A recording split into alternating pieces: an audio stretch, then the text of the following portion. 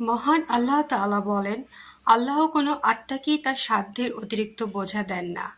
সূরা বাকারা আয়াত 286। হযরত আলী রাদিয়াল্লাহু আনহু বলেন, পুণ্য অর্জন করা অপেক্ষা পাপ বর্জন করা শ্রেষ্ঠতর। হযরত আলী রাদিয়াল্লাহু আনহু বলেন, জীবন হোক কর্মময়, নিরন্তর ছুটে চলা। চিরকাল বিশ্রাম নেওয়ার জন্য তো কবর পড়েই আছে। রাসূলুল্লাহ সাল্লাল্লাহু আলাইহি সাল্লাম বলেন, সে ব্যক্তি মুমিন নয় যে নিজে তৃপ্তি সহকারে আহার করে অথচ তার প্রতিবেশী অনাহারে থাকে। মহান আল্লাহ তাআলা বলেন, আর দুনিয়ার জীবন খেল তামাশা ছাড়া কিছুই না। সূরা আনআম আয়াত ৩-২।